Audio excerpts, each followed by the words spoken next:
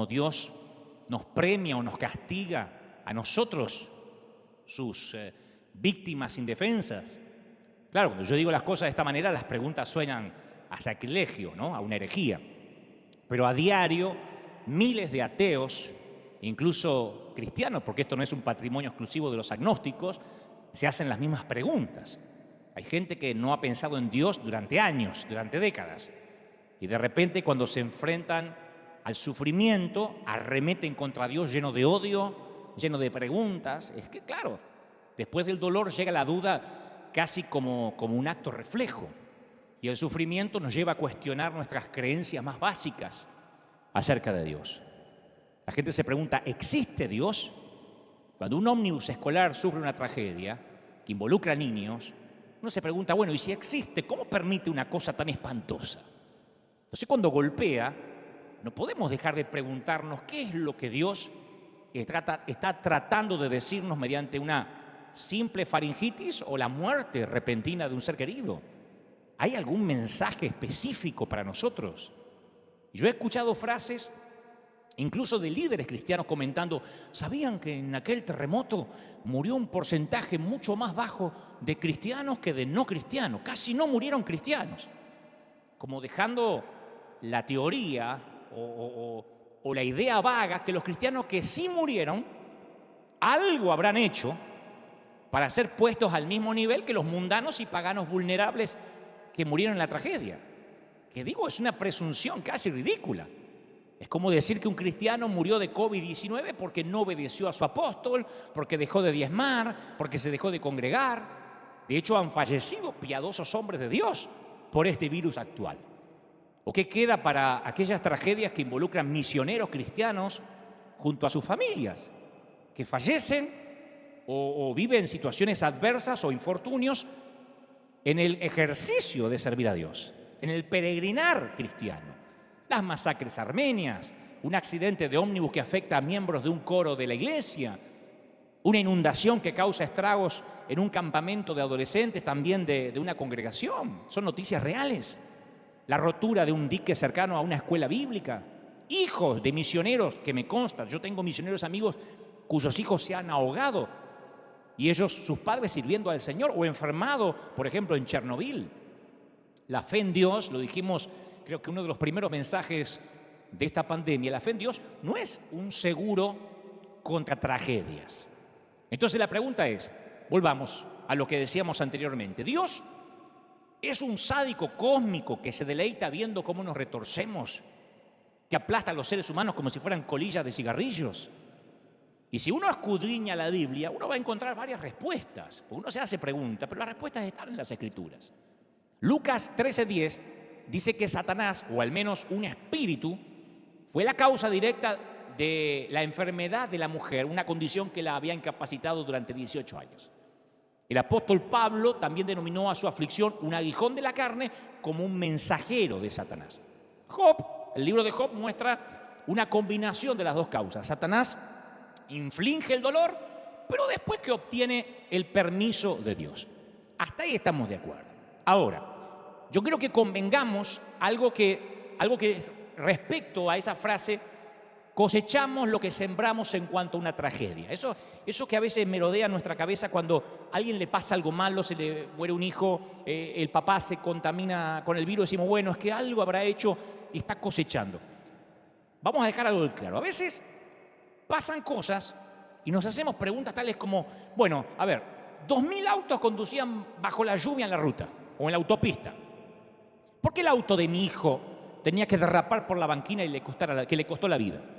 De todos los miles de autos que andaban ahí. ¿Por qué yo? ¿Por qué mi hijo? Un problema coronario que enferma a una persona entre 100, según la estadística, y justo le toca a mi esposo, cuando es un hombre joven, cuando todavía lo necesitamos. ¿Por qué mi padre tenía que estar entre las víctimas del COVID cuando hay tantos que sobreviven? Sí, hay muchos que se mueren, pero hay muchos que sobreviven. ¿Por qué mi padre, si además es cristiano? Entonces ahí uno tiene que ponerse de acuerdo que, bueno, una persona que va a mucha velocidad, no sé, por rutas resbaladizas por la lluvia, está coqueteando con el peligro de una tragedia. Yo quiero dejar esto en claro, primero, que tiene que ver con la consecuencia directa a algo que hacemos sin prevención. Una persona que ingiere comida chatarra expone su cuerpo a riesgos de salud, como el colesterol, como arterias tapadas. Es imposible que uno comiendo mal no termine deteriorando su cuerpo. Alguien que se expone al contagio de una pandemia puede contraer el virus, lo dicen los científicos, lo dicen los médicos.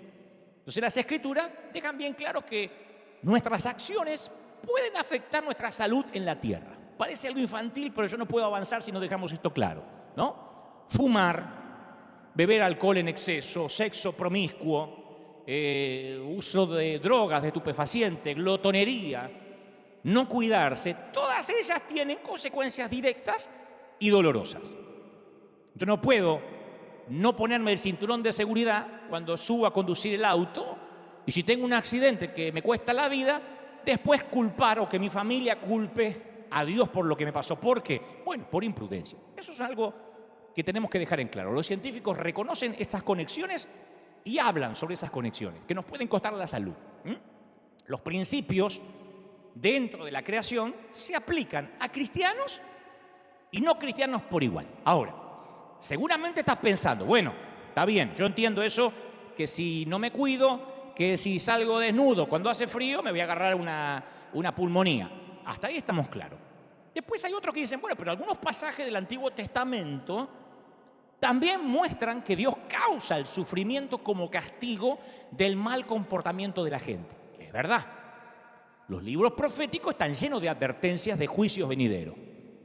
Pero esas predicciones de destrucción vienen después de advertencias muy directas y explícitas.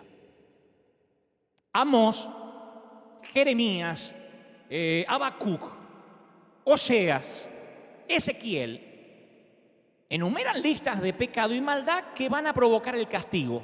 Dios los usa para decirles eso al pueblo. En casi todos los casos, los profetas saben o tienen la esperanza que Dios va a contenerse si Israel se arrepiente y se vuelve a Dios.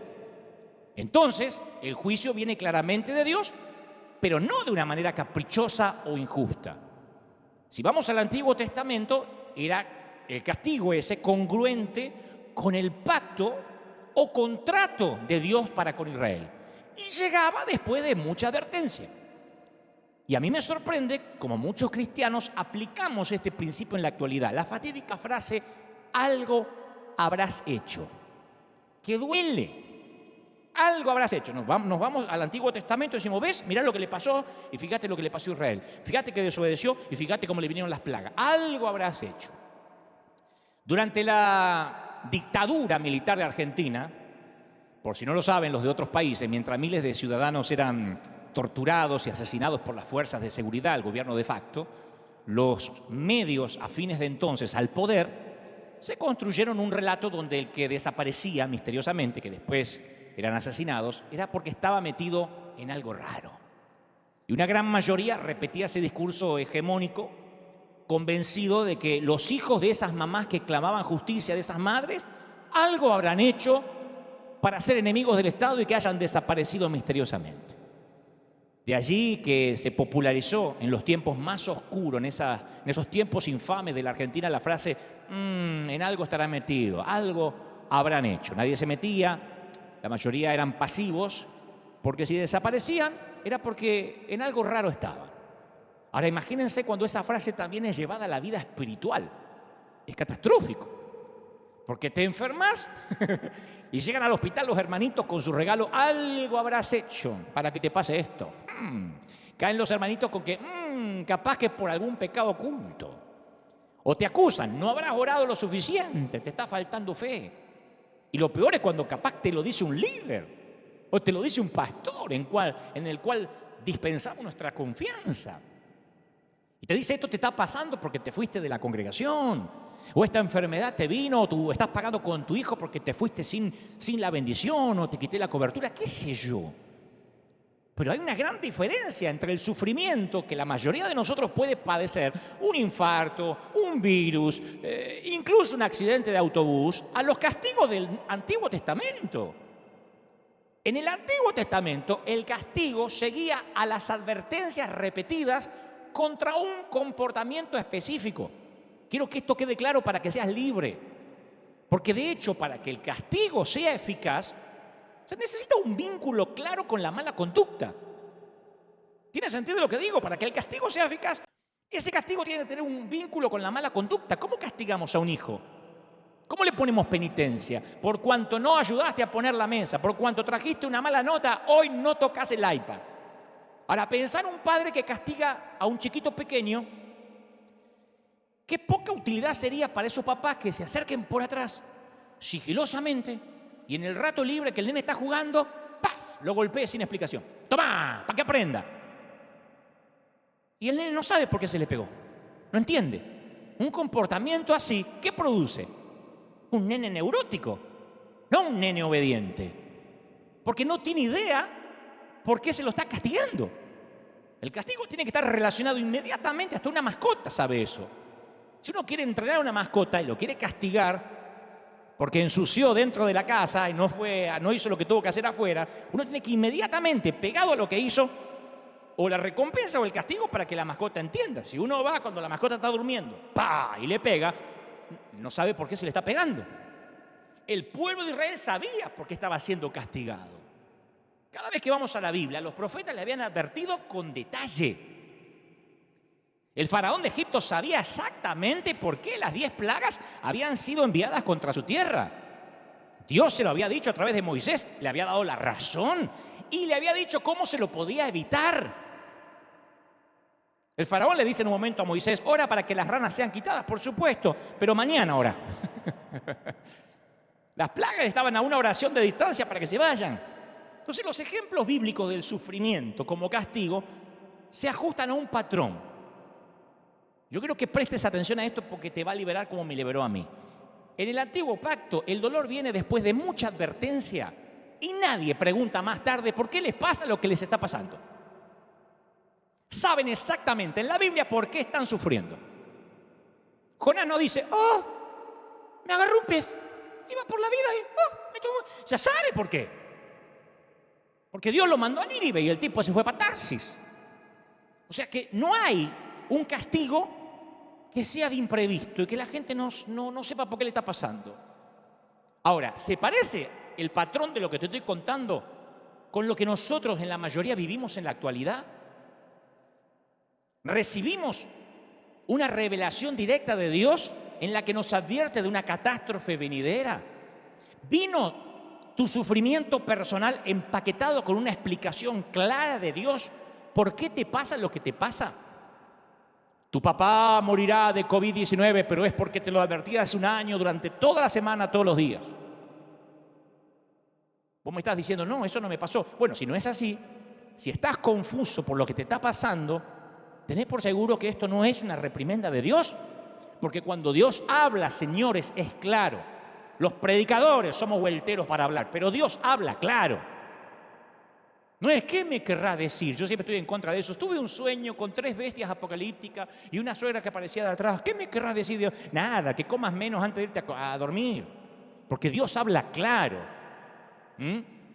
La Biblia está llena de historias de personas que sufrieron, pero que definitivamente no estaban siendo castigadas por Dios. Y esto hay que dejarlo claro. A lo mejor es el juicio de Dios, algo habrás hecho. Pero en la Biblia estaba claro. El faraón no estaba diciendo: ay, ¿por qué hay moscas? ¿Por qué hay moscas? ¿Por qué hay ranas? Si Dios se lo advertía.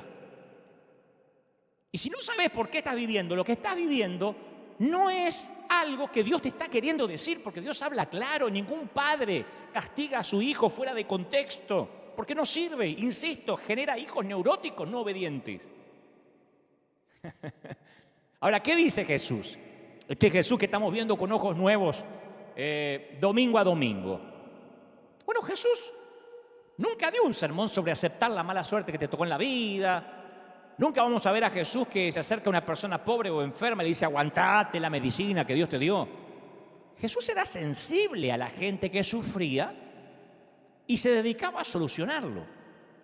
Jesús usó sus poderes sobrenaturales para sanar, nunca para castigar. Y los milagros de sanidad le gustaban a la multitud. Pero como una vez les conté aquí mismo, Jesús se negó a hacer de esos milagros el centro de su ministerio. Y hasta a veces vamos a ver que Jesús parecía como hasta, no sé, reacio a intervenir. Y les decía a sus seguidores que realizaba las señales solo porque ellos las necesitaban. Ahora, ¿Cómo lidió Jesús con la pregunta, ¿quién es responsable de este sufrimiento? ¿Por qué me pasa lo que me pasa? ¿Por qué a fulanito se le murió el hijo? ¿Por qué a menganito se le murió la madre? Y lo más claro sobre esta pregunta aparece en Lucas 13. Lucas 13. Es uno de los pasajes, a mi criterio, más ocultos de los evangelios. Yo esta semana hice una suerte de encuesta con los muchachos de la oficina y les dije, ¿usted sabe lo que dice en Lucas 13? Le conté la historia y me decían, yo no lo había visto nunca. Y son gente que estudian la Biblia, no son neófitos. Pero en Lucas 13 le preguntan a Jesús sobre dos acontecimientos que habían aparecido en los periódicos del día.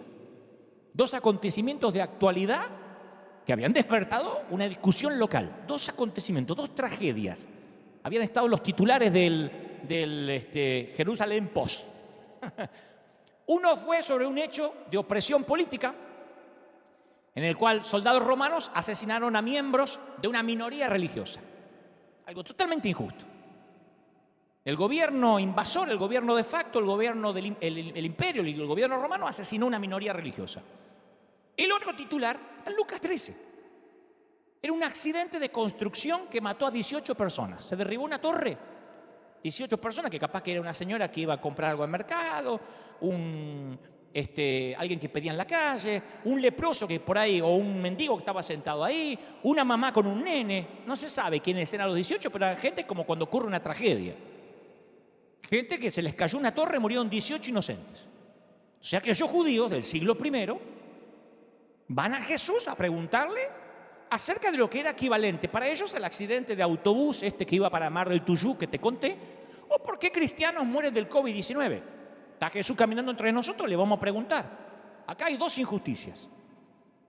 18 inocentes mueren porque cayó una torre y los políticos matan a inocentes cristianos. A ver qué nos dice. Y la respuesta de Jesús, que relata en Lucas 13, es brillante. Porque él no respondió por completo la pregunta de ellos, la cuestión de la causa. Nunca explicó exactamente, les voy a contar por qué cayó la torre y por qué los romanos mataron a esos cristianos, por qué ocurrieron esas dos tragedias. Pero deja una cosa en claro, muy brillante, insisto.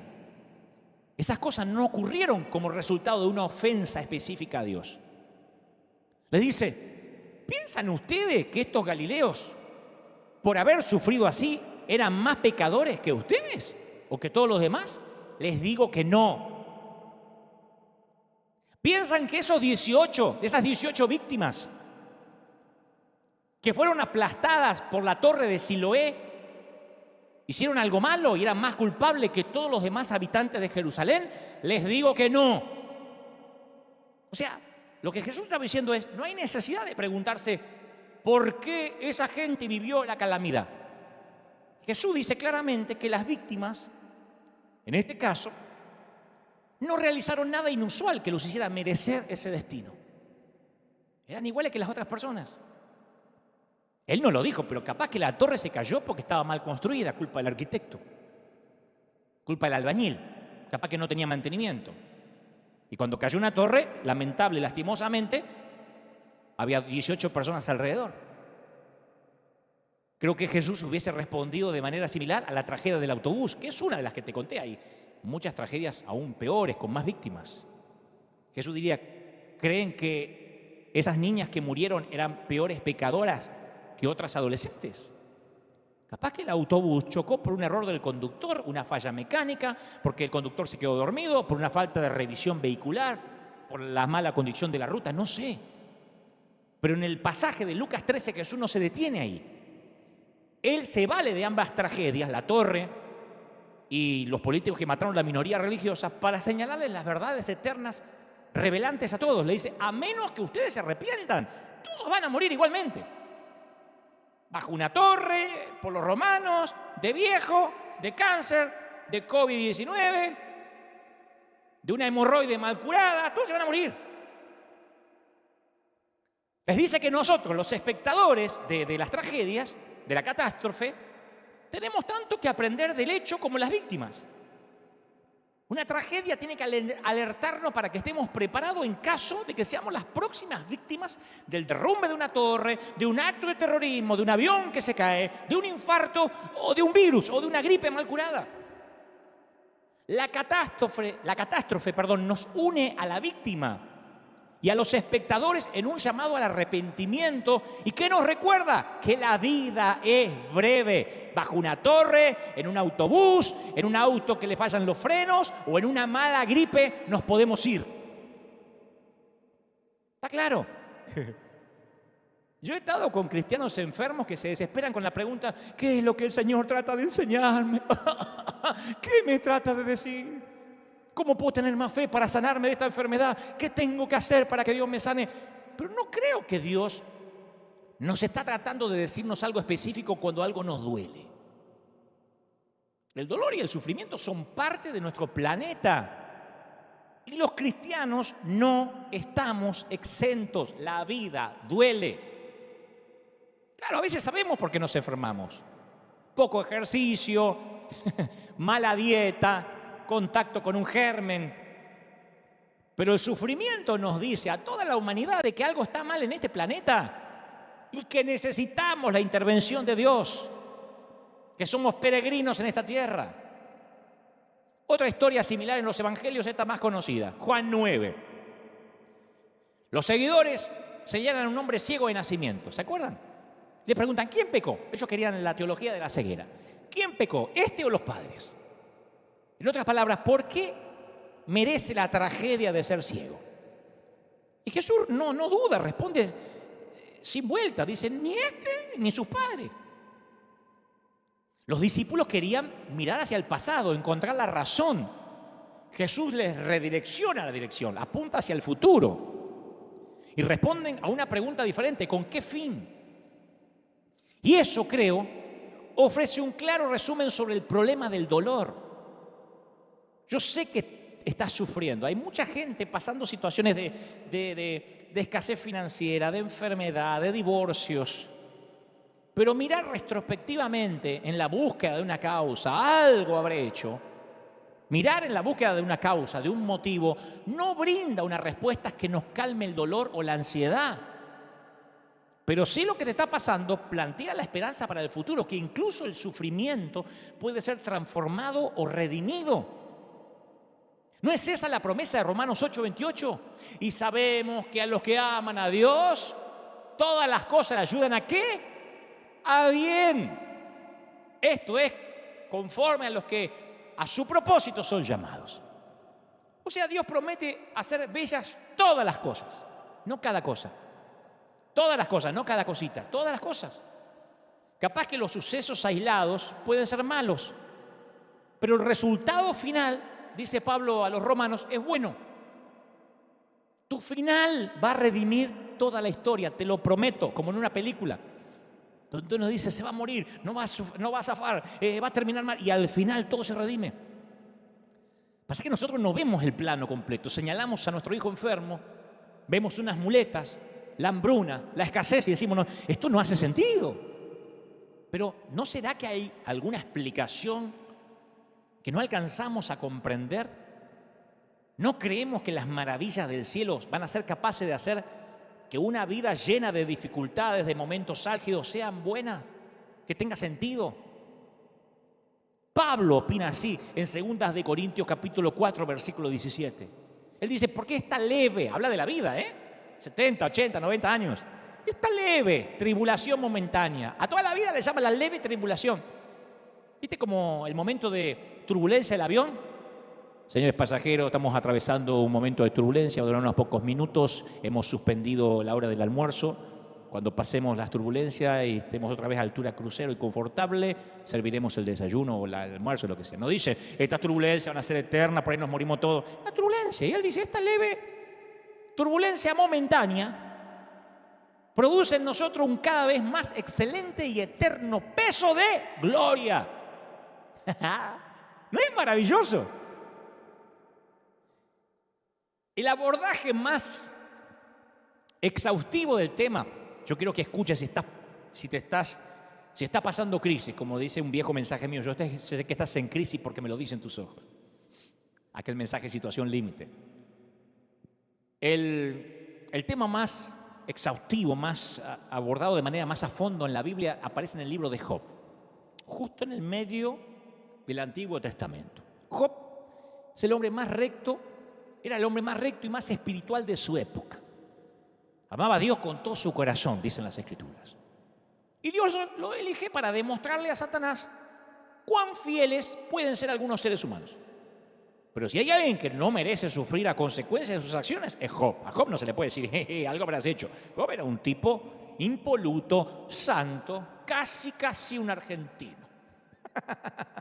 No, eso es broma. Pero aunque parezca increíble, a Job le pasan una serie de calamidades terribles que dejarían en la lona a cualquiera, un nocao a cualquiera. Saqueadores, fuego, bandidos, un fuerte viento que le arrasa el rancho, le destruye las posesiones.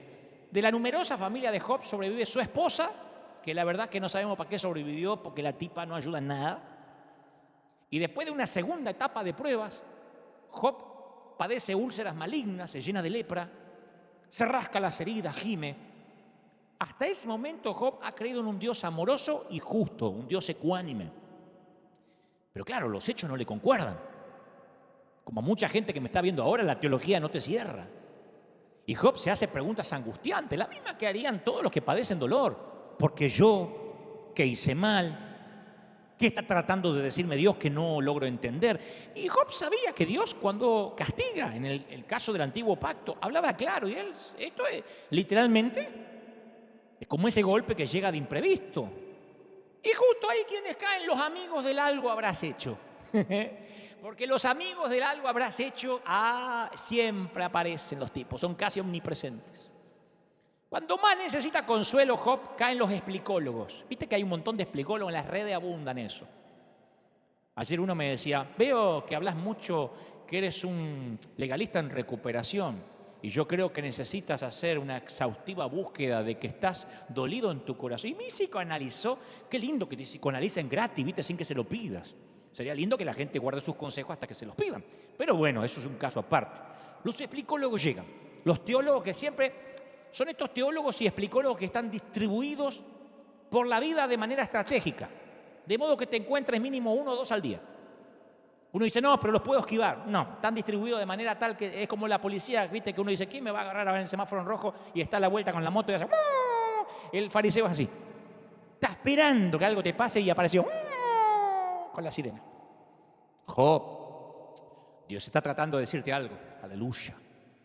Viste que se te paran con la Biblia así al lado de la cama. Nadie sufre sin causa.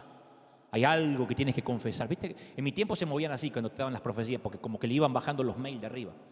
Aleluya. O le entraban los fax en ese tiempo. Yo he conocido líderes que decían eso. Hasta que ellos mismos después se enfermaban, se infartaban y ahí no lo podían explicar. Ahí era sufrimiento por la causa, pero mientras que le pasaba al otro, había pecado oculto. Entonces se le acercan a Job y dicen, mirá Job, el sentido común y el razonamiento nos dicen que un Dios justo trata a las personas con justicia. ¿Por qué no te pones a pensar qué hiciste malo? Algo tenés algún muerto en el closet, algún muerto en el placar seguro. Porque los argumentos de los amigos de Job son similares a los que se ofrecen hoy, a los ciertos cristianos hoy en día. Que Dios recompensa a aquellos que obedecen y permanecen fieles y castiga a aquellos que pecan. Entonces cuando uno se enferma o pasa una situación difícil, caen los amigos de Job y dicen, confiesa tu pecado y Dios te va a aliviar del sufrimiento. ¿Sabes qué feo estar al lado de un ataúd? ¿Sabes qué feo estar al lado de un cajón blanco, un cajoncito blanco con un nene? Y que venga alguien de la iglesia y te diga, esto es porque dejaron de diezmar, se apartaron. Uno dice, la iglesia debería estar allí para ayudar, para abrazar en el momento más espantoso que puede tener un ser humano. Pero algo habrás hecho, es algo que venimos arrastrando de una doctrina falsa, de algo que tenemos que desaprender. La esposa de Job le sugiere otra alternativa, dice, maldice a tu Dios y morite, muere. Job no merece esta tragedia, pero aún así Dios merece la lealtad de Job. Y vamos a ver ahí semi-escondido también en Job, que Dios rechaza todas las teorías de los amigos de Job. En un momento dice en Job 42:7, estoy muy irritado contigo y con tus 2 amigos. Muy irritado. Porque lo que han dicho de mí no es verdad. Job 42:7, estoy muy enojado. Porque decía, no, este es Dios. Y el libro de Job, cuando uno lo lee, debería terminar con esa idea de que cada vez que sufrimos es porque Dios nos está castigando. Ahora ustedes dirán, sí, pero Dios lo permitió. Bueno, pero Satanás decía que Job estaba condicionado para amar a Dios. ¿Qué le dijo Satanás a Dios? Quítale las bendiciones, desafió el enemigo, y mirá cómo se derrumba la fe de Job. Y el pobre Job, sin tener nada que ver, fue seleccionado para una contienda cósmica. Quedó en el medio. Satanás le dice que Dios, que él, no es digno de ser amado por sí mismo. Que la gente de fe como Job lo sigue porque Dios lo soborna con bendiciones para que lo amen. La respuesta de Job, cuando todas las bendiciones desaparecen, va a aprobar o no la teoría de Satanás. Satanás le dice, Dios, ¿sabes por qué te ama este y te aman todos? Porque los bendecís. Quítale la mujer, quítale el ganado, quítale los hijos, a ver si todavía te ama. Esto es igual a que al tiempo en que llegó la pandemia y probó el amor de muchos que iban a la iglesia. Los fieles siguen fieles. Los fieles están conectados acá con sus pastores. Acá tenemos una iglesia fiel que sigue sembrando, sigue mandando su ofrenda. Dicen, cuando quieras, pastor, estamos listos para empezar. Y después está el otro que no, ¿cómo puede ser que un Dios permita esto? Lo mismo.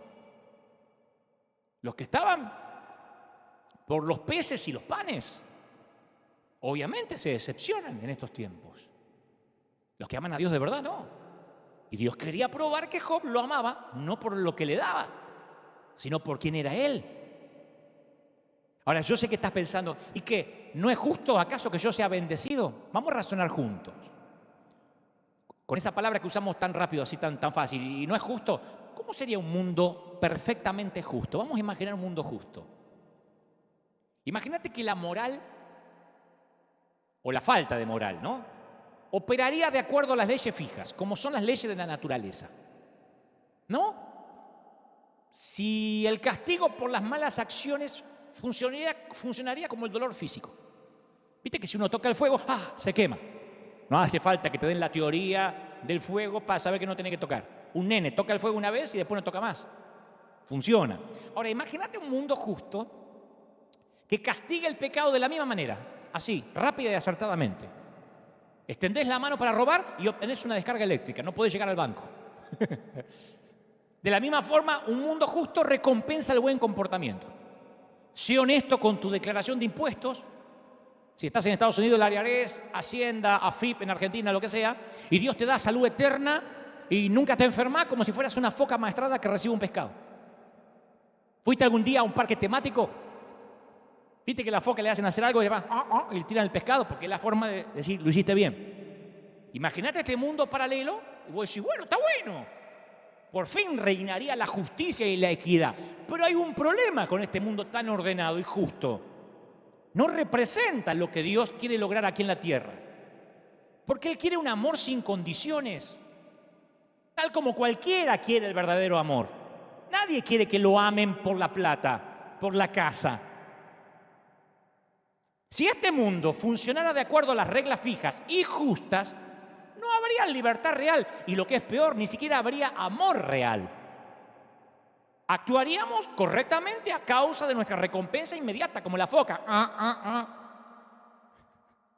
Fui bueno con alguien, que Dios me bendiga. Cada acto de bondad estaría lleno de motivos egoístas. ¿Me explico? Amaríamos a Dios debido a una necesidad programada. Ese es el grave problema del concepto de la iglesia multinivel o el mal llamado evangelio de la prosperidad. Siembro, diezmo, amo, me congrego, doy, sirvo porque me conviene. Si no me resulta en un par de meses, me voy de la iglesia frustrado. Porque a mí me dijeron que haga un pacto y que Dios me va a dar 100 veces más. Y esto no es una máquina tragamonedas. Dios no es Las Vegas. Dios no es el genio de la lámpara que froto y me cumple los deseos. Dios, el esposo, se retrata en las Escrituras como un novio cortejando a la novia. Él quiere nuestro amor incondicional. Y si el mundo estuviera construido de manera que a cada pecado le corresponde un castigo y a cada buena acción le corresponde una recompensa, la comparación con el esposo no haría sentido. La analogía más próxima a esa relación sería la de una mujer mantenida, consentida, sobornada. escondida bajo 7 llaves en una habitación para que su amante esté seguro de que no le va a ser infiel. Encierro a mi mujer arriba porque esta me mete los cuernos. ¿Saben cómo se llama eso? Prostitución legal. Te encierro en la habitación, tengo sexo con vos cuando quiera, no te muevas de ahí, no mires a otros tipos, porque yo acá te mantengo, te doy todo y no tenés por qué andar saliendo por ahí. Prostitución legal. Dios no mantiene entre algodones a su pueblo, ni quiere prostitutos, quiere hijos. Y Dios quiere que elijamos amarlo ¿cómo? Libremente. Incluso cuando la decisión y la elección acarrea dolor. Porque estamos comprometidos con Él por amor, no por las recompensas. ¿Ve cómo cambia el Evangelio? El Señor quiere que nos aferremos a Él como lo hizo Job, incluso cuando tengas todas las razones para rechazar a Dios. Entonces Él sabrá que lo amás de verdad. No porque Jesús es una nueva marca de shampoo. ¿Por qué vas a la iglesia? Y porque Jesús es mejor que el Ceramidas y la crema enjuague. Porque es mejor que una que me ofrece, es mejor que el Herbalife, te voy a decir, y un poquito mejor que Amway. No. Satanás fue ante Dios con la acusación de que los seres humanos no son verdaderamente libres. La gran pregunta era, Job, ¿era fiel solo porque Dios le había permitido llevar una vida próspera? ¿Job es fiel porque se pudo comprar un auto 0 kilómetros? ¿Porque se pudo construir la casa? ¿Porque los hijos le salieron todos sanos? Pero Job no buscó al dador a causa de sus beneficios, porque cuando todos los beneficios le fueron quitados, él siguió buscando al dador. Pensar en un ejemplo de un padre sobreprotector. Un papá que no quiera que su hija tenga ningún dolor en la vida. No quiero que mi hija nunca camine sola. No, pero tiene que dar sus primeros pasitos. No, se va a caer. Y así la nena crece, tiene 10 años, 12, 15, 20. Él la lleva a cualquier lugar que ella quiera ir, pero no deja que camine nunca. La coloca en un carruaje. Con el tiempo la nena o la niña mimada, ya mujer, se convierte en una inválida. Es incapaz de dar un paso, totalmente dependiente del padre. Un padre así, sin importar cuán amoroso y afectivo fuese, termina por fracasar en su tarea más importante, que es la de hacer crecer una persona independiente hasta que se convierta en adulto, ¿sí o no? ¿No es la tarea que tenemos como padre? Sería mucho mejor para la hija misma que el padre diera un paso al costado y la dejara caminar, aun cuando esto significa que ella se va a tropezar. Pero a veces nosotros queremos más que un padre en el cielo, queremos un abuelo en el cielo. Nos comportamos como los nietos de Dios, que nos consienta en todo. Y si no, le hacemos un berrinche de nieto. Yo quería que Dios me bendiga porque yo diezmé. Me voy a otra iglesia donde me dejan servir. Dios no es un abuelo. Dios quiere hijos que lo amen. Volviendo al tema, ¿por qué te pasa lo que te pasa? ¿Por qué me pasa lo que me pasa? Es peligroso y ni siquiera es bíblico que te tortures tratando de encontrar el mensaje de Dios en tu dolor. ¿Sabe cuál podría ser el mensaje? Que vivimos en un mundo con leyes establecidas como todos los demás. Subo a un 8º piso, me tiro, me mato. ¿Y cómo Dios no me sostuvo? Porque la ley de la gravedad funciona para cristianos y para no cristianos. Nuestro ámbito cristiano, principalmente el evangélico, siempre ha habido 2 grandes errores. Y lo digo como autocrítica porque soy un legalista en rehabilitación. El primer error es cuando atribuimos todo el sufrimiento a Dios y todo lo que nos pasa es un castigo. Hablamos de eso recién. El segundo error, casi más grave que el anterior, es justamente lo opuesto. Suponer que una vida con Dios no incluye sufrimiento. Y si sufrís es porque algo habrás hecho. Algo habrás hecho. Como dije hoy, justo cuando necesitas esperanzas y fuerza para combatir la enfermedad, lo que algunos hermanitos te ofrecen es una dosis helada de culpa y de duda. El otro día veía algunos live o algunos líderes, algunos colegas a quien quiero y respeto mucho, pero que decían, es que algo habrán hecho, aquellos que se están muriendo, hombres de Dios que se mueren de COVID-19, revisen su vida. ¿De verdad? Hombres de Dios han muerto siempre de cáncer, de tumores, de accidentes, me consta. Ni hablar de los discípulos, de los mártires de la iglesia.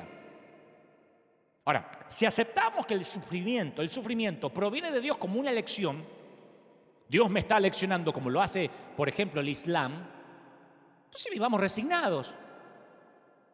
No nos vacunemos nunca contra nada, el polio, el HIV, la malaria, la peste bubónica, el cáncer, la fiebre amarilla, el COVID-19. ¿Para qué vamos a luchar contra ellos si son los agentes que Dios nos envía para darnos una lección? Bueno, aprendamos la lección. ¿Para qué vamos a usar tapabocas? O distancia social, o orar por una vacuna. Resignémonos si eso es lo que Dios nos dice. Jesús mismo pasó sus días en la tierra combatiendo la enfermedad. Nunca Jesús dejó entrever que había que resignarse y no luchar. Los cristianos más que nadie tenemos el derecho, ¿qué digo el derecho? La obligación de luchar contra el sufrimiento humano. Si no es fácil. ¿Qué vamos a mandar inyección financiera al mundo? Deja que se mueran de hambre, es una lección que Dios está mandando. Si no aprenden con el hambre, vamos a alimentar a los hijos pródigos. Mira vos.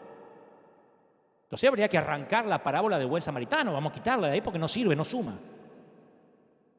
Me dijeron muchos, ¿para qué mandás plata? ¿Para qué mandás gente allá? Dejalo, si ni a Cristo tienen. ¿En serio mandás a la India? ¿Qué? ¿Aceptaron a Cristo? Sí. ¿Y les da de comer? Imagínate que Jesús hubiese pensado así. A la prostituta, ¿diste fruto? Al cobrador de impuestos, ¿cuánto llevas vos de cristiano? Mostrame el certificado de que estás diezmando, si no, no te voy a bendecir.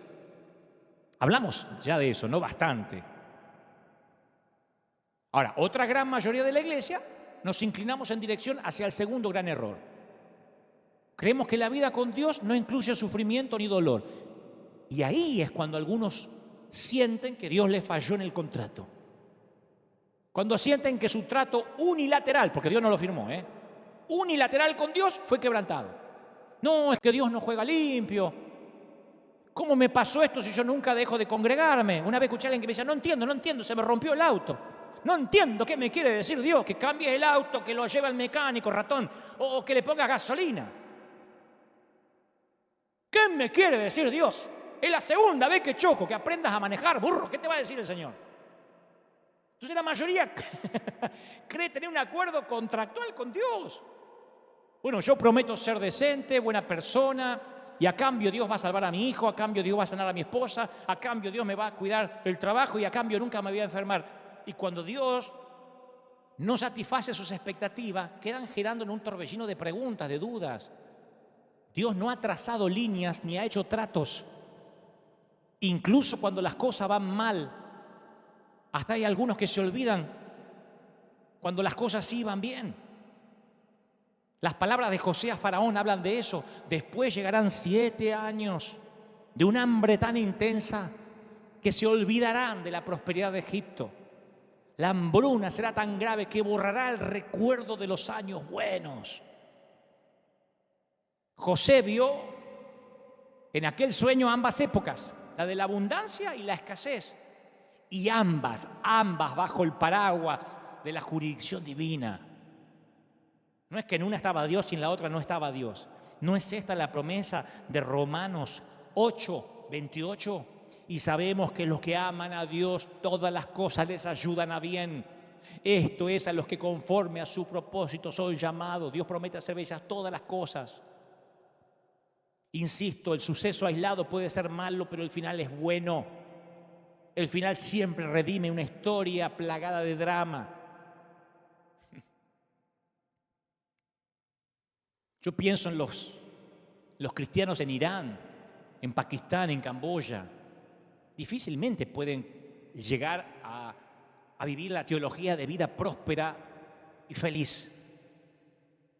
El grave problema que tenemos los cristianos es que algunos creemos que la prosperidad material es la única señal de la bendición de Dios. Entonces se mira con sospecha al que no puede prosperar, al que no puede cambiar el autito, al que anda todavía en bus, en colectivo, al que pierde el trabajo, porque percibimos en el subconsciente a la escasez, al malestar, al sufrimiento como señales de la desaprobación de Dios. Y eso es grave, porque hay gente en nuestros continentes que capaz que nunca va a tener su propia casita, capaz que nunca va a tener su auto. No los estoy maldiciendo, es gente que... Mi papá, voy a hablar de mi papá nunca tuvo un auto 0 kilómetros, mi papá nunca en la vida salió de esa casita que era tan chiquita que si entraba un endemoniado se liberaba porque entraba el demonio o la persona, los dos no entraban. Y por eso voy a decir que mi papá era desaprobado por Dios. Lo mismo sucede con la sanidad. Les damos mérito a los que han sido sanados milagrosamente, los mostramos en televisión y decimos que la sanidad está disponible si tan solo la reclaman para todo el mundo. Y yo no estoy, de ninguna manera estoy subestimando la maravilla de la sanidad divina. Acá hemos visto sanidades impresionantes. Mi mamá fue sanada de cáncer. Dios me la regaló 40 años más de la fecha que tenía para morir. Pero obviamente los milagros no ofrecen una solución permanente al problema del sufrimiento. ¿Cómo lo sé? Y si la tasa de mortalidad es exactamente igual para los cristianos que para los no cristianos. 100%. Decía Woody Allen, no te tomes la vida tan en serio que nadie llega vivo al final de ella. Todos en algún momento vamos a tener ojos que necesitan lentes, huesos que se pueden fracturar, dientes que reemplazar, próstatas que se agrandan, menopausia que no perdona aun cuando te hayas tenido una vida muy cuidada. La vejez es la suma de un cuerpo que se va deteriorando, ¿o no? Es la suma de microenfermedades la vejez. Yo no veo como cuando era un pibe. ¿Y eso qué significa? Mis dedos cada vez están más torcidos.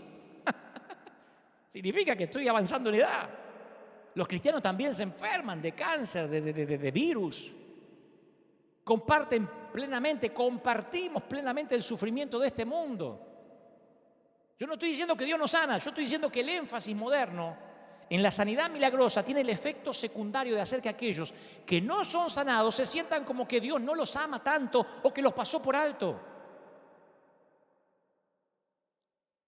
¿Has estado alguna vez en una campaña o mirando por tele una noche de milagros? ¿Quién se lleva el mayor aplauso? Bueno, Jesús, ya sé. Pero ¿qué milagro provoca el mayor aplauso? El que tira las muletas.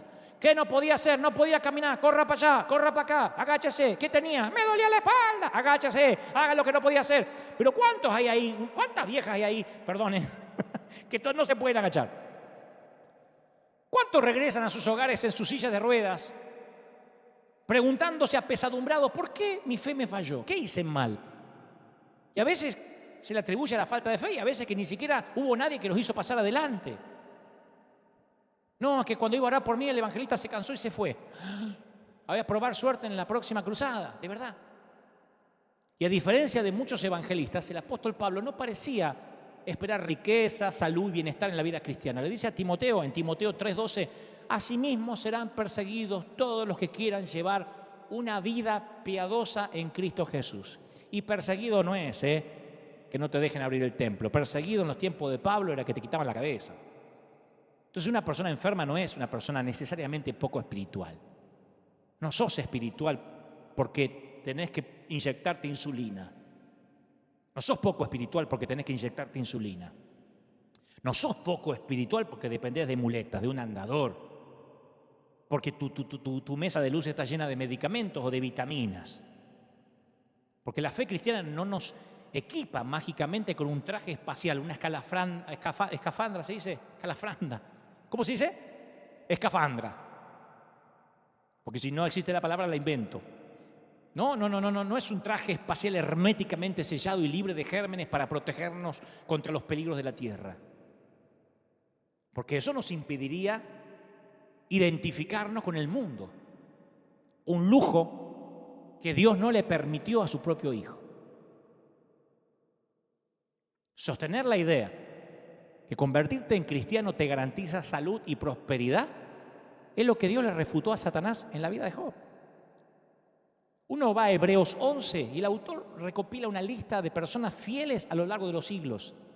Y la mayoría de los santos mencionados en la primera parte del capítulo reciben liberación milagrosa. Isaac, José, Moisés, Rahab, Gedeón, David. Pero la segunda parte del capítulo menciona a otros que fueron torturados, encadenados, apedreados, cortados en dos. Y Hebreos 11 nos da un detalle de ese segundo grupo. Iban de un lugar a otro con pieles de ovejas y cabras, indigentes. Indigentes, fíjate vos, si le podés decir a alguno de estos tipos que Dios no los bendecía o que Dios no los amaba. Errantes por desiertos y montañas, vivían en agujeros en el suelo. Y el capítulo dice de manera terminante, aunque todos obtuvieron un testimonio favorable mediante la fe, ninguno de ellos vio el cumplimiento de la promesa. Sin embargo, le da un valor agregado, una valoración de Dios sobre los que pusieron sus esperanzas en un mundo mejor, en una patria celestial. Por lo tanto, Dios no se avergonzó de ser llamado su Dios. Capaz que la iglesia se avergonzó de ellos porque eran indigentes, porque vivían en cuevas. Dios no se avergonzó y les preparó una ciudad. Eso es leer la Biblia con ojos nuevos. Dios no se avergonzó de ellos. Si dice Dios no se avergonzó es porque había gente que sí se avergonzaba de ellos. Algo habrán hecho. ¿De dónde viven? ¿En agujeros? ¿Con qué se viste? ¿Con pieles? Y algo habrá hecho. ¿Que son indigentes? ¿Andan errantes? Y algo habrán hecho. Por eso los busca el gobierno. Algo habrán hecho. Muchos se habrán avergonzado de ellos. Dios no se avergonzó y les preparó una ciudad. Y los pone en la galería de los héroes. Volvamos a Jesús. Pensá un instante en la vida de Jesús. Fue la única persona que pudo planear su propio nacimiento. Nadie puede hacer eso. Nadie puede planificar su nacimiento. Pero se humilló, cambió un cuerpo celestial por un cuerpo frágil hecho de sangre, tendones, cartílagos, células nerviosas. La Biblia dice que no hay tentación conocida por el hombre que no haya conocido Jesús. Solo, cansado, hambriento, agredido personalmente por Satanás, acosado por admiradores, perseguido por enemigos muy poderosos. Cuando Jesús empezó, la gente se le reía. ¡Ah, de Nazaret! ¿Puede venir algo bueno en Nazaret? Una vieja broma racista. Jesús el pueblerino, el campesino de Nazaret. Hasta la palabra Jesús, hasta el nombre Jesús era muy común en ese tiempo. Con esa reputación parecía que los otros rechazados, los aislados por la lepra, los recaudadores de impuestos, los pecadores famosos lo atraían. Una vez los vecinos de Jesús lo expulsaron del pueblo y trataron de matarlo. Su propia familia cuestionaba su cordura. Sus hermanos no creían en él. Sus seguidores eran pescadores, campesinos. Y al final incluso ellos lo abandonaron cuando los compatriotas de Jesús cambiaron su vida por la de un terrorista. Pero Jesús mantuvo sus propias reglas y jugó limpio. Jesús nunca te va a exigir nada que Él no se haya exigido a sí mismo. Mientras fue hombre, actuó de hombre. El hecho de que Jesús haya venido a la tierra donde sufrió y murió no elimina el dolor de tu vida ni el dolor de mi vida. Pero ¿sabes qué hace? Muestra que Dios no se sentó de brazos cruzados a observarnos sufrir en soledad. Él se transformó en nosotros. Él dijo, yo también. Todas nuestras preguntas acerca de Dios y el sufrimiento deberían filtrarse a través de lo que sabemos sobre Jesús. Ni una vez Jesús dijo, aguantate el hambre, tragate la aflicción. Cuando su amigo Lázaro murió, Jesús lloró. Presionó con sus dedos la piel lacerada del leproso.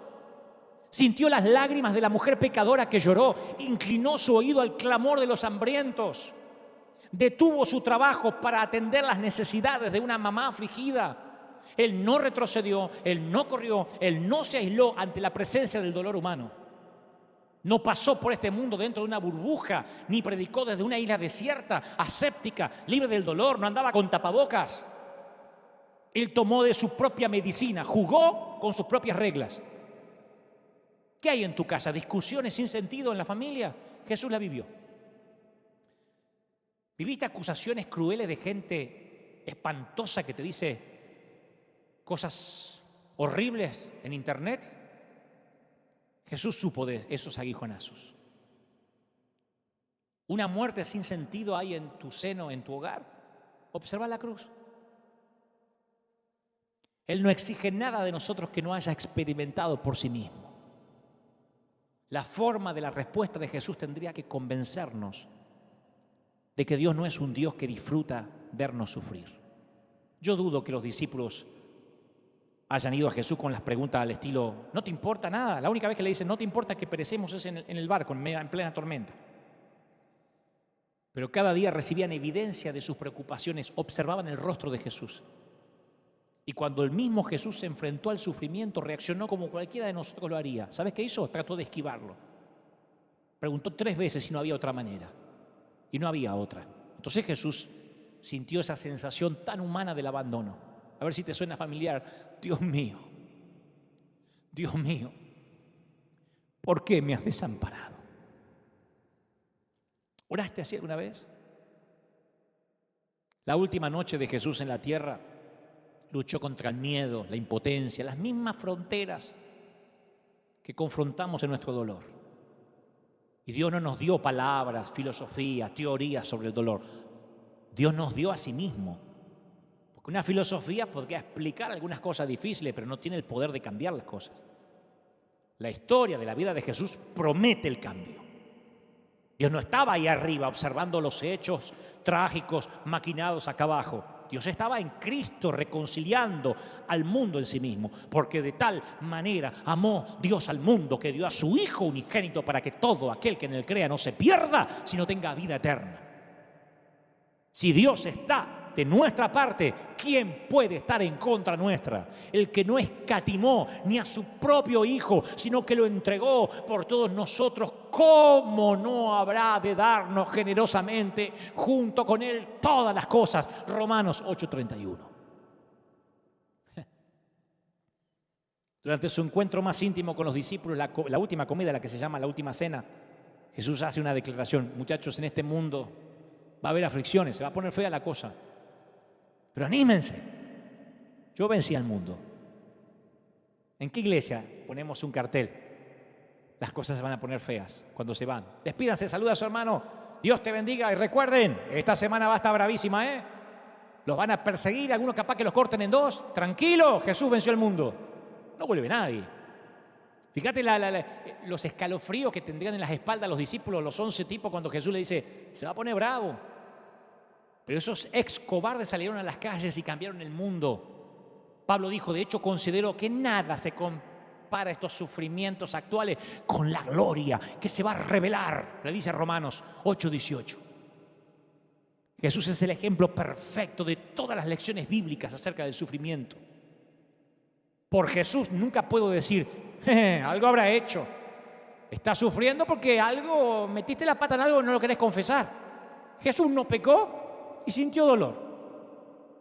¿Cómo voy a decir que algo hiciste necesariamente? Te voy a decir esto una vez.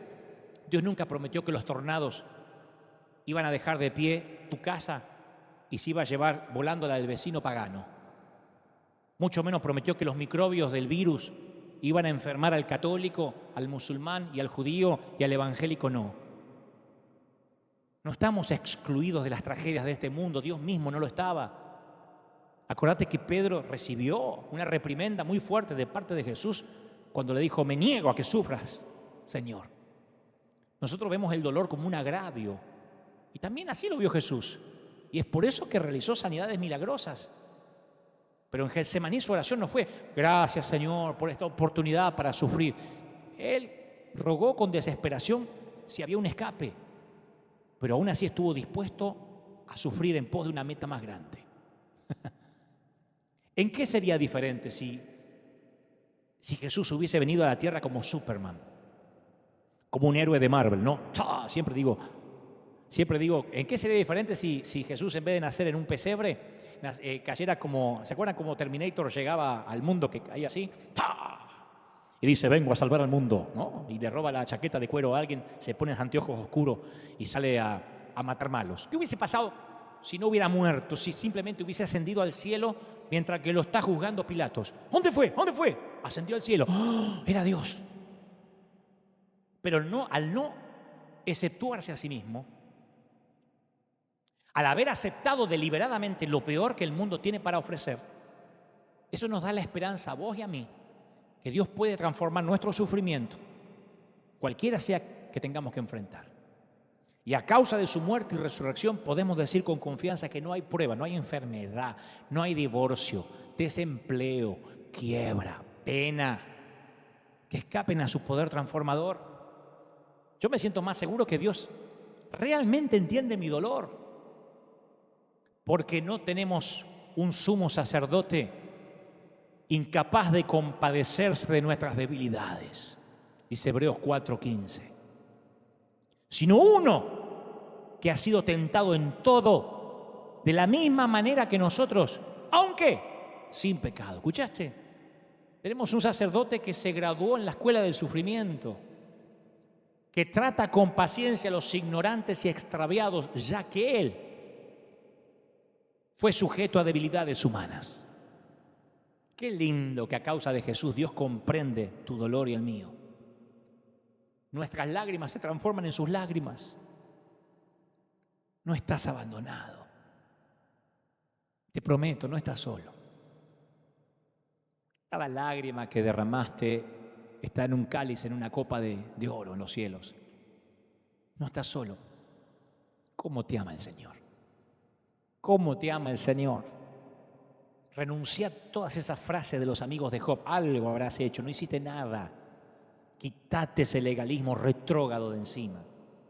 Yo sé que hay gente mirándome diciendo, mi líder me maldijo. Claro, cuando ese líder te dice, si te vas de la iglesia, si te quitas mi cobertura, lo vas a pagar con tus hijos, uno dice, es una estupidez. Pero después pasan unos meses y tu hijo tiene un accidente con la bicicleta, se machuca un dedo, va a parar al hospital en el peor de los casos, y esas palabras te vienen porque Satanás como que tiene una grabadora y te tiene las palabras de vuelta. ¿Ves? Lo estás pagando. Y encima lo que te está pasando, que es porque estás sujeto a un mundo natural, encima tenés que cargar con la culpa de las frases de gente que no sabe quién es Dios. Una locura que nos digan algo habrás hecho. No hiciste nada. Hace poco enterraste a un ser querido, ni siquiera te pudiste despedir de él, no hiciste nada malo.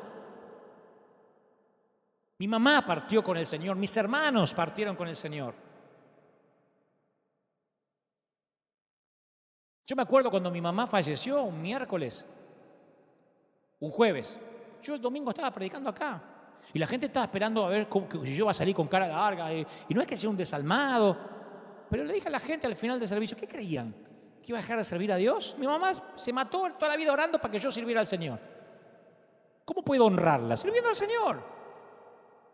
¿Y no vas a hacer luto? Si se fue con el Señor, no decimos se nos adelantó, para allá vamos todos. Me voy a poner a llorar como una marrana, no saliendo debajo de la sábana. ¡Ay, que mi mamá! No vamos todos para allá. ¿Qué predicamos si no? Sí me duele, sí la echo de menos. Pero no por eso voy a dudar de Dios. Si nunca nadie me prometió eternidad de este lado del sol. Nunca nadie me dijo, nunca te vas a enfermar, tu familia va a ser perfecta, el perro no se te va a morir nunca, la leche nunca se te va a cortar, la carne que hagas nunca se te va a quemar. Eso es el evangelio barato que se predica por ahí. El verdadero evangelio hace que transites por caminos difíciles, pero que nunca tu lealtad a Dios esté en juego. Voy a terminar con esta historia real. Alguna vez la conté. A mí me impactó mucho la vida de Sandra. Estaba destinada a ser una vida de cuentos, porque Sandra creció en la fe, su abuelo era el pastor de la iglesia en la cual ella creció, se graduó de una universidad cristiana muy bonita, comenzó a trabajar como enfermera, se casó con un muchacho cristiano también, galán, casi argentino. Después de 4 años de casada y con 2 meses de embarazo de su primer hijo, su esposo le dijo que no estaba seguro de asumir la paternidad. Mirá vos, le gustó hacerlo al chico, pero no le gustaba tenerlo. Y 2 meses más tarde, ella se enfermó y él la abandonó, pleno embarazo. Sandra seguía orando por su esposo, segura de que este iba a regresar como el hijo pródigo, pero se enteró de que le fue infiel. Y no solo eso, había contraído una enfermedad de transmisión sexual. Y el regalo que el papá le dejó al bebé cuando éste nació fue la enfermedad que le transmitió. En el momento del parto, su bebé estaba callado cuando debía llorar, azul y flácido cuando debía estar rosadito. Rachel o Raquel nació anacefálica, con un único tallito cerebral para realizar las funciones primarias. Los médicos le dijeron que iba a vivir unos días o semanas, pero las semanas se convirtieron en meses, los meses en años. Y la vida de Sandra, de la mamá, consistía en trabajar turnos de 12 horas mientras alguna amiga le cuidaba a la bebé. Luego pasaba todo el día cuidando a Rachel.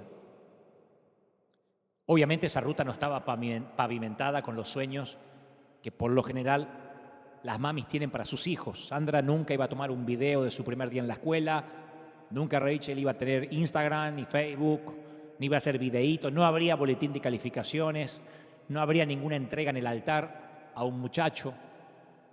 Sandra nunca iba a ver a su nena dar un primer paso. Nunca podía sentir los deditos gorditos de la nena agarrados de su mano. Nunca le iba a escuchar decir la palabra mamá. Nunca sabría Sandra siquiera si Raquel o Rachel la reconocía como mamá. Un día Sandra decidió tomarse unas vacaciones porque se la merecía después de 3 años. La nena tenía 3 años. Sería la primera vez que se separaba de su hijita desde que nació. Le dijeron, tenés que descansar. Y se tomó unos días y cuando aterrizó en el aeropuerto de regreso, su cuñado la saludó con las palabras que ella había esperado desde que su nena había nacido. Rachel había muerto. Y el papá nunca vino al funeral, nunca preguntó por su hija, nunca dijo perdón. No fue hasta que pasaron 6 años que Sandra pudo leer el diario que llevó durante la vida de su hijita. Y en su mayoría de las hojas era ¿por qué? ¿Por qué? ¿Por qué? Sandra dijo, en ese momento no había respuesta, todavía no tengo ninguna. Es un camino oscuro, es un camino difícil.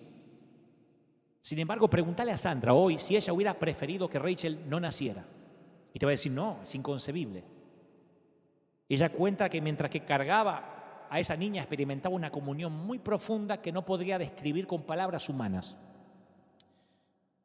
Cuenta que aprendió a amar más allá de las limitaciones, de las imperfecciones, a mirar al espíritu de esa nena y amarlo. No se arrepiente ni un solo día de haber traído a Rachel a casa y colmarla de amor.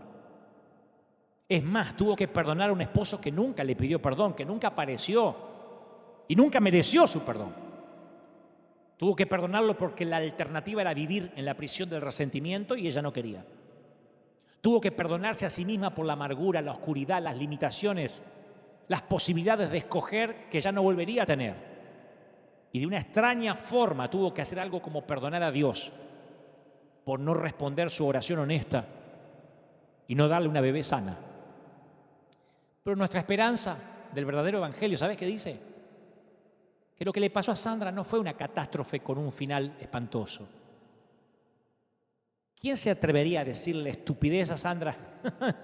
Mirar a la nena y decirle, y algo habrás hecho. ¿No tuviste sexo antes del matrimonio? Porque Rachel no fue meramente un accidente genético defectuoso, un pedazo malo de ADN que confinó a la nena a hacer un breve accidente sin significado en el esquema humano. Nuestra esperanza dice que lo que le sucedió a Sandra y a Rachel es parte de una historia que no terminó aquí. Nuestra esperanza dice que un ADN defectuoso no tiene la última palabra. Esa enfermedad no tiene la última palabra. Nuestra esperanza no dice que hay que correr una noche de milagros y si no ocurre el milagro está fregado. Dice que un día Sandra y Rachel se van a sentar en una mesa donde cada una sabrá quién es la otra y las palabras de gratitud de esa nena que no pudieron fluir aquí van a fluir allá. Y las extremidades que colgaban flácidas e inútiles en este mundo van a ser bellas y fuertes allá. La mente que aquí fue timada va a florecer con una creatividad y una inteligencia brillante allá. Nuestra esperanza dice que aquel que hace cirugía reconstructiva todavía no terminó y va a llegar el día en que esa muñeca de trapo que vivió poco y pasó inadvertida en este mundo, que nunca tuvo una red social, va a resplandecer por la eternidad con una gloria que ahora no podemos imaginar ni comprender. La esperanza cristiana dice que estamos en nuestro camino de la tragedia hacia una historia de gloria. Vamos en camino. Sí, es un camino irregular, camino con rodeos, pero destinados a la gloria. Sandra escribió, tuve muchas semanas tratando de entender por qué un Dios amoroso me permitiría a mí, una chica que se crió en la iglesia, vivir estas cosas. Y la única conclusión a la que pude llegar fue que tengo que renunciar a los límites que me autoimpuse. Tengo que ofrecer mi vida entera, cada minuto de ella, al control de Dios, confiándole los resultados. Mi familia y yo estamos en las manos de Dios. No he hecho tratos ni he trazado líneas diciendo, cuidado Dios, no cruces esta línea. Entregué mi vida incondicional al Señor. Y donde había pánico hay paz y calma. A donde imperaba la necesidad, ahora hay tranquilidad. Mi querido, lo que venga le va a dar significado a lo que te está pasando ahora. Deja que Dios termine su trabajo. Deja que el compositor concluya su sinfonía. Si no la termina acá, la última hoja de la partitura estará allá. Y vos me decís, y entonces, Dante, ¿cuál es el pronóstico? Sencillo. Lo que ha sido tu vida y la mía hasta ahora. Días buenos, días malos. Pero Dios está en todos los días. ¿Y sabes qué? Pensándolo bien, tal vez sí, Sandra, algo habrá hecho. Pero ¿sabés qué fue? Amar a Dios incondicionalmente. Serle leal a Dios, a pesar de estar rota. Voy a orar por ti. Si quieres recibirlo en el corazón, solo tienes que correr hacia él y decir, Señor, entra en mi vida, cámbiame. De verdad, no te ofrezco soluciones mágicas, sino el verdadero evangelio. Sé que nada va a devolver a tu hijo ni a tus padres, nada va a hacer que mi mamá esté de vuelta. Yo viajo a la Argentina y la extraño un horror. Y como no estuve en su funeral, como no la vi en un ataúd, siempre me parece que me está esperando. Pero Buenos Aires ya no es la misma sin ella. No está. Extraño a mis hermanos, no están. Nada me los puede devolver de este lado del sol. Pero he aprendido a que el Señor prometió aflicción, pero que yo no iba a pasar nada que Él no haya pasado, que Él se ponía como ejemplo. Y entonces ahí sí la vida cristiana tiene sentido. Ojalá Dios te prospere, pero ¿y si no? ¿Seguirás amando a Dios? Voy a orar para que Dios te sane. ¿Y si no? No es que Dios falló ni te falló la fe. Acá hay gente que ha sido sanada milagrosamente y otros confinados en sillas de ruedas. Tenemos un lugar para ellos. Hay gente que usa prótesis, gente con dentaduras postizas, gente con lentes, con muletas, gente inyectándose insulina, gente que necesita un medicamento, gente que toma pastillas para el colesterol, rotos, sanos, enfermos, enteros, quebrados. Todos son nadie. Y a todos los ama el Señor por igual. Y dice, yo he venido para un reino que no tiene nada que ver con lo que ustedes conciben como un reino. Estoy hablando de una vida con el Señor. Estoy orando ahora, quiero que te pongas de pie, porque esta presencia de Dios es fuerte, es maravillosa. Y lo que está ocurriendo aquí está ocurriendo en tu hogar ahora. Oro por los que ahora están pasando situaciones que hasta el momento no le encontraban explicación. Y te has preguntado si le has fallado a Dios. No ayudaron las frases, las maldiciones que quisieron soltar sobre ti. Pero las maldiciones, para que tengan poder, les tienes que dar permiso. Tienes que tener fe en que esas maldiciones van a ocurrir. Si las rechazas, no tienes poder. Si las rechazas, no tienen asidero. Dile, Señor, a partir de ahora renuncio a aquellas frases que me dijeron en la sala del hospital. Esas frases ridículas que me dijeron cuando caminaba por el panteón, por el cementerio.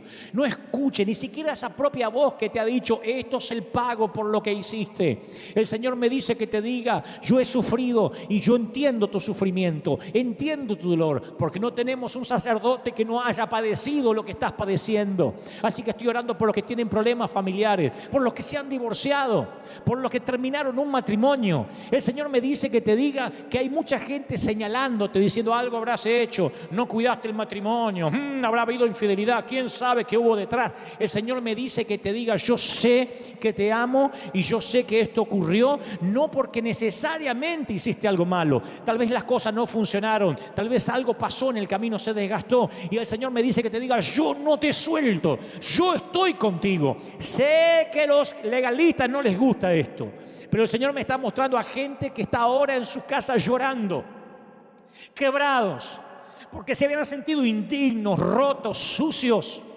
porque sintieron de que Dios no los amaba, porque eso le dijeron muchos, algo hiciste. Pero el Señor no es alguien que te haga pagar, aún si metiste la pata, dice el Señor, nuevas son las misericordias, ni siquiera cada año, todas las mañanas.